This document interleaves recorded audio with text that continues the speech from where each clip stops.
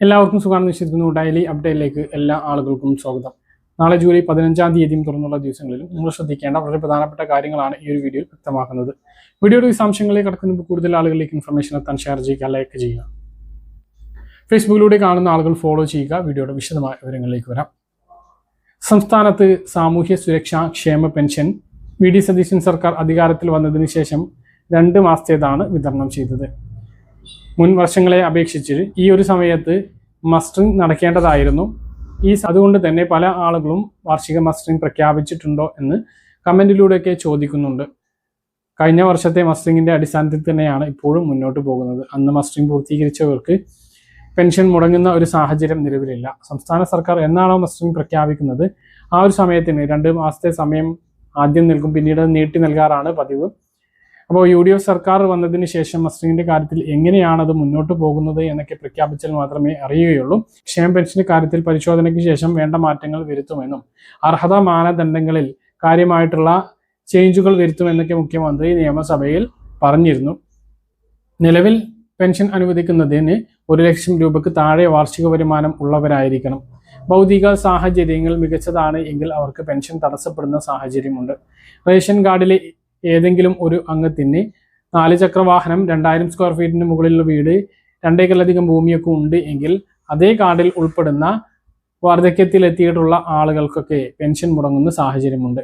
എന്നാൽ നിലവിൽ അവസ്ഥ മനസ്സിലാക്കിക്കൊണ്ടായിരിക്കും ഇനി മുതൽ അത്തരം ആളുകൾക്ക് പെൻഷൻ മുടക്കുന്ന സാഹചര്യം ഉണ്ടാകുക.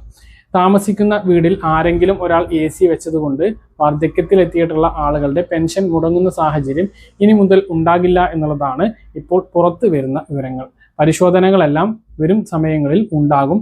അതിനനുസരിച്ചായിരിക്കും നിലവിലുള്ള പെൻഷൻകാരുടെ പെൻഷൻ പട്ടികയിൽ നിലനിർത്തണോ അതുപോലെ തന്നെ കിട്ടാത്ത ആളുകൾക്ക് വേണമോ എന്നുള്ളതൊക്കെ കണക്കാക്കുക.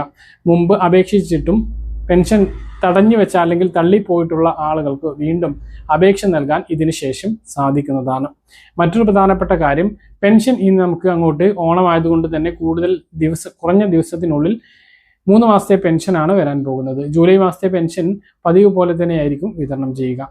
ജൂലൈ 23-ാം തീയതിയോട് കൂടിയോ അല്ലെങ്കിൽ 24-ാം തീയതിയോട് കൂടിയിട്ട് ബാങ്ക് അക്കൗണ്ടുകളിലേക്ക് പെൻഷൻ എത്തിച്ചേരുന്നതാണ്.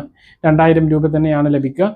അതിനുശേഷമാണ് ഓഗസ്റ്റ് മാസത്തെ പെൻഷൻ വിതരണം ഉണ്ടാകുക. ഓഗസ്റ്റ് മാസത്തെ പെൻഷൻ ഓണത്തിന് മുമ്പ് വിതരണം പൂർത്തീകരിക്കുന്ന തരത്തിലായിരിക്കും വിതരണ നടപടികൾ ഉണ്ടാകുക. അതൊക്കെ ആകുമ്പോഴേക്കും പെൻഷൻ വിതരണ പ്രഖ്യാപനം വരും. 2 മാസത്തേത് ലഭിക്കാനാണ് സാധ്യത. പിണറായി സർക്കാർ 2 മാസത്തേത് കുടിശ്ശികയാണ് എങ്കിലും, അതായത് പഴയ കുടിശ്ശികയാണ് എങ്കിൽ പോലും 2 മാസത്തൊക്കെ ചേർത്ത് ഓണത്തോടും വിഷുവിനോടൊക്കെ അനുബന്ധിച്ച് പെൻഷൻ നൽകിയിരുന്നു. ആ ഒരു സാഹചര്യം ഇപ്പോഴും ഉണ്ടാകും നമ്മൾ പ്രതീക്ഷിക്കുന്നു. UDF സർക്കാർ വന്നതിന് ശേഷമുള്ള ആദ്യ ഓണമായതുകൊണ്ട് തന്നെ 2 മാസത്തെ പെൻഷൻ ലഭിക്കാനാണ് സാധ്യത. അങ്ങനെയെങ്കിൽ 10-25 ദിവസത്തിനുള്ളിൽ 6000 രൂപയാണ് 62 ലക്ഷം ക്ഷേമ പെൻഷൻ ഗുണഭോക്താക്കളുടെ കയ്യിലും ബാങ്കിലും എത്തിച്ചേരുക. അപ്പോൾ ഇതാണ് പെൻഷൻ വിതരണവുമായി ബന്ധപ്പെട്ട ഏറ്റവും പുതിയ അറിയിപ്പുകൾ. വളരെ പ്രധാനപ്പെട്ട അറിയിപ്പ്, റെയിൽവേയുടെ UTS ആപ്പ് വഴി അൺറിസർവ്ഡ് ടിക്കറ്റുകൾ ബുക്ക് ചെയ്താൽ ഏത് ഫോണിൽ നിന്നാണോ ടിക്കറ്റ് ബുക്ക് ചെയ്യുന്നത് അതേ ഫോൺ ഉപയോഗിച്ച് യാത്ര ചെയ്യണം. മാത്രമല്ല ഒരു ഔദ്യോഗിക തിരിച്ചറിയൽ രേഖയും കയ്യിൽ കരുതണം. സംസ്ഥാനത്ത് ഈ പ്രാവശ്യവും ഓണക്കിറ്റ് പ്രഖ്യാപിച്ചു. ഓണക്കാലത്തെ വിലക്കയറ്റം നിയന്ത്രിക്കുന്നതിനും ജനങ്ങൾക്ക് ആശ്വാസം ഏകാനും സപ്ലൈകോക്ക് 253 കോടി രൂപ അനുവദിച്ചതായി ഭക്ഷ്യമന്ത്രി അനൂപ് ജേക്കബ് വ്യക്തമാക്കി. ഓണക്കാലത്ത് വിപണി ഇടപെടൽ നടത്തുന്നതിന് 200 കോടി രൂപയും AAY മഞ്ഞ റേഷൻ കാർഡ് വിഭാഗത്തിന് ഓണക്കിറ്റ് നൽകുന്നതിനായി 53 കോടി രൂപയുമാണ് ചെലവഴിക്കുക. ഭക്ഷ്യ സിവിൽ സപ്ലൈസ് മന്ത്രി അനൂപ് ജേക്കബിന്റെ അഭ്യർത്ഥന പരിഗണിച്ചാണ് മുഖ്യമന്ത്രിയും ധനമന്ത്രിയുമായിട്ടുള്ള VD സതീശന്റെ ഇടപെടലിനെ തുടർന്ന് ധനവകുപ്പ് തുക അനുവദിച്ചത്. ആവശ്യമെങ്കിൽ പിന്നീട് കൂടുതൽ തുക അനുവദിക്കാൻ സർക്കാരിനെ സമീപിക്കുമെന്നും ഭക്ഷ്യമന്ത്രി അറിയിച്ചു. ഓണക്കാലത്ത് എല്ലാ റേഷൻ കാർഡുള്ളവർക്കും സപ്ലൈകോ വഴി അവശ്യ സാധനങ്ങൾ ന്യായവിലക്ക് ലഭ്യമാക്കും. ചെറിയ വിലക്ക് പലതരം ഓണക്കിറ്റുകളും വിപണിയിൽ എത്തിക്കും എന്നാണ് അറിയിച്ചിട്ടുള്ളത്.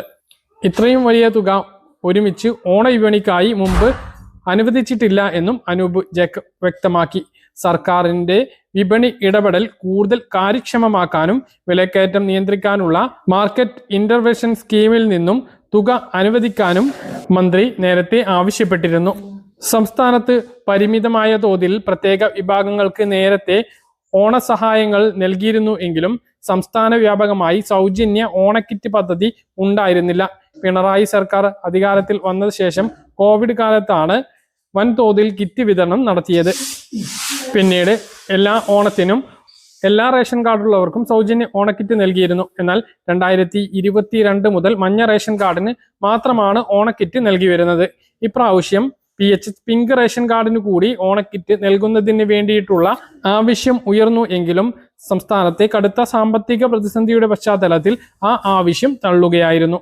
അതുകൊണ്ട് തന്നെ ഈ വർഷവും മഞ്ഞ റേഷൻ കാർഡിന് മാത്രമാണ് സൗജന്യമായി റേഷൻ കടകളിലൂടെ ഓണക്കിറ്റ് ലഭിക്കുക. ഇനി മറ്റ് റേഷൻ അറിയിപ്പുകൾ. നീല വെള്ള റേഷൻ കാർഡിൽ ഉൾപ്പെടുന്നതിന് വേണ്ടി ഇപ്പോൾ അപേക്ഷ ക്ഷണിച്ചത് തുടരുകയാണ്. ജൂലൈ 17 തീയതി വൈകുന്നേരം 5 മണി വരെയാണ് ഓൺലൈനായി അക്ഷയ കേന്ദ്രങ്ങളിലൂടെയും സിറ്റിസൺ ലോഗിൻ വഴിയും അപേക്ഷ നൽകാൻ വേണ്ടിയിട്ട് കഴിയുക.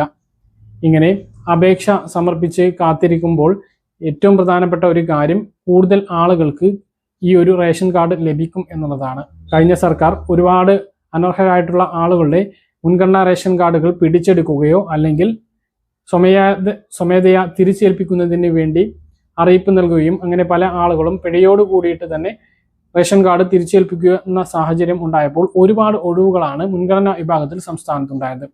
6 ലക്ഷത്തിലധികം ഒഴിവുകൾ ഉള്ളത് കൊണ്ട് തന്നെ അത് പെട്ടെന്ന് നികത്തിയിട്ടില്ല എങ്കിൽ കേന്ദ്രം ആ ഒരു വിഹിതം നമ്മുടെ സംസ്ഥാനത്ത് നിന്നും ഒഴിവാക്കും. നമ്മുടെ AY മഞ്ഞ റേഷൻ കാർഡിനും PH പിങ്ക് റേഷൻ കാർഡിലും ഉള്ള അംഗങ്ങളുടെ എണ്ണത്തിലാണ് ഇത്രയും 6 ലക്ഷത്തിന്റെ കുറവ് വരാൻ പോകുന്നത്. അത് ഒഴിവാക്കാൻ വേണ്ടിയിട്ടാണ് നിലവിൽ അർഹരായിട്ടുള്ള ആളുകളെ ഉൾപ്പെടുത്തുന്നതിന് വേണ്ടി കഴിഞ്ഞ സർക്കാർ പല തവണയായിട്ട് അപേക്ഷ ക്ഷണിച്ചിട്ടും പല ആളുകളും അപേക്ഷ നൽകിയില്ല. അത് നികത്താനായില്ല. അപ്പോഴാണ് പുതിയ സർക്കാർ വന്നതിന് ശേഷം വീണ്ടും ഈ ഒരു അപേക്ഷ ആരംഭിക്കുന്നത്. നിലവിൽ പരിശോധന, അതായത് അനർഹരായിട്ട് മുൻഗണനാ റേഷൻ കാർഡിൽ കൈവശം വെച്ചവരെ കുറിച്ച് പരിശോധന ഉണ്ടാകുമോ എന്ന് പല ആളുകൾക്കും സംശയമുണ്ട്. സ്വന്തമായി ആവശ്യത്തിന് 4 ചക്ര വാഹനം, 1000 സ്ക്വയർ ഫീറ്റിന് മുകളിലുള്ള വീട്, ഒരേക്കറിലധികം ഭൂമി, സർക്കാർ അർദ്ധ സർക്കാർ ജീവനക്കാർ അല്ലെങ്കിൽ പെൻഷൻകാർ റേഷൻ കാർഡിൽ ഉണ്ടായിരിക്കൽ, ഇങ്ങനെയൊക്കെ ഉണ്ട് എങ്കിൽ മുൻഗണനാ റേഷൻ കാർഡിന് അർഹതയില്ല. എന്നാൽ നിലവിലെ സാഹചര്യത്തിൽ ഇപ്പോൾ പുതിയൊരു അന്വേഷണം ഉണ്ടാകില്ല എന്നുള്ളതാണ്. സർക്കാരിന് ഏറ്റവും പ്രധാനപ്പെട്ടത് ഈ ഒരു ഒഴിവുകൾ നികത്തുക എന്നുള്ളതാണ്. അപ്പോൾ വീണ്ടും ഒഴിവുകൾ ഉണ്ടാകുകയാണ് എങ്കിൽ അത് സർക്കാരിന് വലിയ ബാധ്യതയാകും. കേന്ദ്രം ആ ഒരു വിഹിതം വെട്ടിക്കുറക്കുകയും ചെയ്യും. അതുകൊണ്ട് തന്നെ പുതിയൊരു അന്വേഷണം ഇപ്പോൾ ഉണ്ടാകില്ല എന്നുള്ളതാണ്. അതുകൊണ്ട് തന്നെ പിങ്ക് റേഷൻ കാർഡൊക്കെ അനർഹമായിട്ട് കൈവശം വെച്ചവർക്കും ഇപ്പോൾ പേടിക്കേണ്ടതായിട്ടില്ല.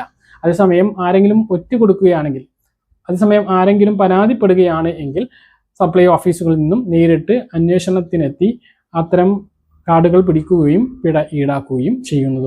BPL റേഷൻ കാർഡിന് ഓൺലൈനായിട്ട് അപേക്ഷ സമർപ്പിക്കാനുള്ള സമയപരിധി അവസാനിക്കാൻ ഇനി കുറഞ്ഞ ദിവസങ്ങൾ മാത്രമാണ് ഉള്ളത്. 17 തീയതി വരെയാണ്. ചിലപ്പോൾ നീട്ടി നൽകിയേക്കാം. എങ്കിലും ഇനിയും അപേക്ഷിച്ചിട്ടില്ലാത്ത നീല വെള്ള റേഷൻ കാർഡുള്ളവർ അപേക്ഷ സമർപ്പിക്കാൻ ശ്രദ്ധിക്കുക. ഈ മാസത്തെ റേഷൻ വാങ്ങിയിട്ടുണ്ടാകും എന്ന് കരുതുന്നു. നീല റേഷൻ കാർഡിന് 3 കിലോ ഗോതമ്പ് കൂടി ഈ ഒരു മാസം ഉണ്ട്. എല്ലാ റേഷൻ കാർഡിനും ആട്ടയുണ്ട്. അപ്പോൾ ഇതെല്ലാം പോയിട്ട് കൈപ്പറ്റണമെന്ന് ഓർമ്മിപ്പിക്കുന്നു. സപ്ലൈകോയിൽ നിന്നും വിഹിതങ്ങൾ വാങ്ങാൻ മറക്കരുത്. 13 ഇനം സബ്സിഡി സാധനങ്ങളുടെ വിലയിൽ വ്യത്യാസം വന്നിട്ടുണ്ട്. അതൊക്കെ നമ്മൾ കഴിഞ്ഞ ദിവസം പറഞ്ഞിരുന്നു. അപ്പോൾ അതുപോലെ തന്നെയാണ് കാര്യങ്ങൾ. ഇതാണ് റേഷൻ വിതരണവുമായി ബന്ധപ്പെട്ടും മുൻഗണനാ റേഷൻ കാർഡുമായി ബന്ധപ്പെട്ടും നിങ്ങളെ അറിയിക്കാനുള്ളത്. പറഞ്ഞ കാര്യങ്ങൾ കൃത്യമായിട്ട് മനസ്സിലാണെന്ന് കരുതുന്നു. ഇതുപോലെ ഇൻഫർമേഷൻ ലഭിക്കാൻ ചാനൽ സബ്സ്ക്രൈബ് ചെയ്യുക, ബെൽ ഐക്കൺ എനേബിൾ ചെയ്ത് വെക്കുക. മറ്റൊരു വീഡിയോയുമായി നമുക്ക് വീണ്ടും കാണാം. ദൂരെ ബൈ.